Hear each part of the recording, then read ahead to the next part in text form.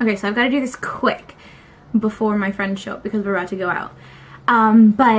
So August 2nd, I went and saw Hair at the Hollywood Bowl, and oh my god, I just like blown away because Hair had a revival in 2009, and I remember it went on tour after that, but in 2009 I was 14, and when it went on tour, my parents were like, no, you're not seeing a show that has nudity in it. You're 14 years old. We're not going to allow that. They also didn't, and when they said that, I was like, better not even ask about going to see Spring Awakening, which I think was going on tour at the same time.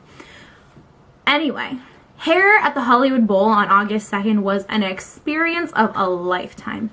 Now, for the past 4 years, I've been going to see shows at the Hollywood Bowl. My first year was when I saw Hairspray, and that had like Nick Jonas and Corbin Bleu and John Stamos and actually Harvey Fierstein and Marissa Jet Winokur. And then I saw The Producers after that with Jesse Tyler Ferguson and Richard Kind and Gary Beach and Roger Bart, Dane Cook, and Rebecca Romaine.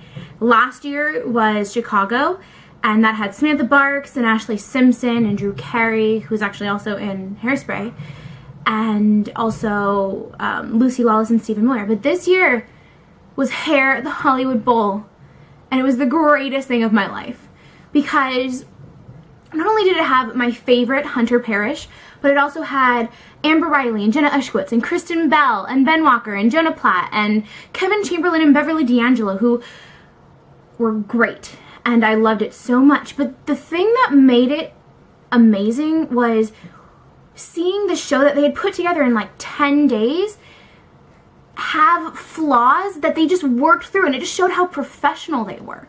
Like Sarah Hyland, she was playing Chrissy, and during her song Frank Mills, her mic started to go out, and you could just see like she was keeping her character, but you could tell she was getting upset. And then a stagehand ran out and handed her a mic, and she just like took it and just kept going. And I'd actually seen something like that happen before when I saw Rent at the Pantages in 2009. And Anthony Rapp's mic went out right before Santa Fe, and just to see how they just like can smoothly transition into it. And the whole idea of the show must go on is one of my favorite things, because you can't stop life because something goes wrong.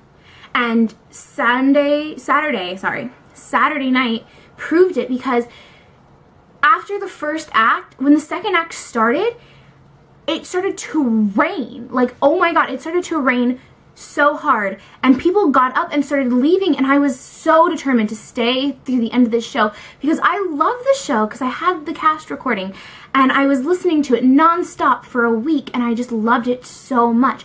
And when it started to rain, people started to get up and leave, and I was like, no, you have to stick it out. You have to stick it out.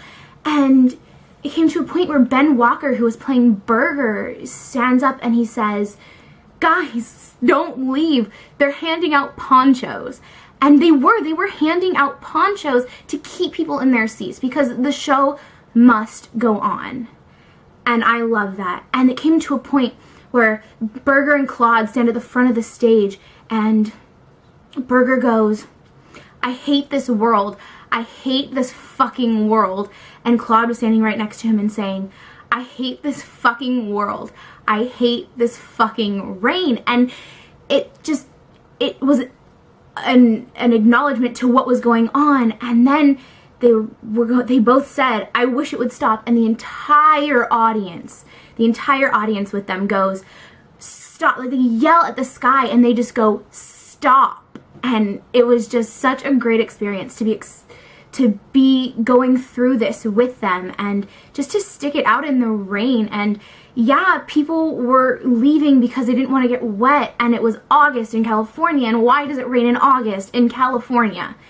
And it was just such a great experience that I'll always have.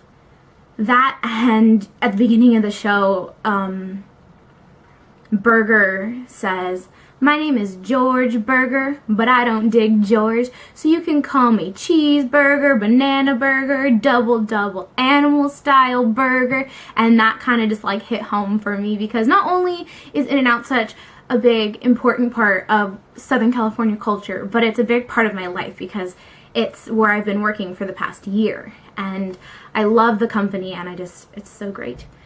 And so seeing hair in one of the most iconic arenas, amphitheaters, whatever you want to call it, in not only the United States, but like the world. People around the world know what the Hollywood Bowl is. People around the world know what Hollywood is, and that's crazy.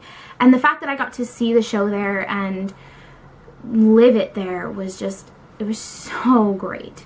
And if I'm hearing right, I think my friends are actually pulling in my driveway right now, so I gotta go. Bye!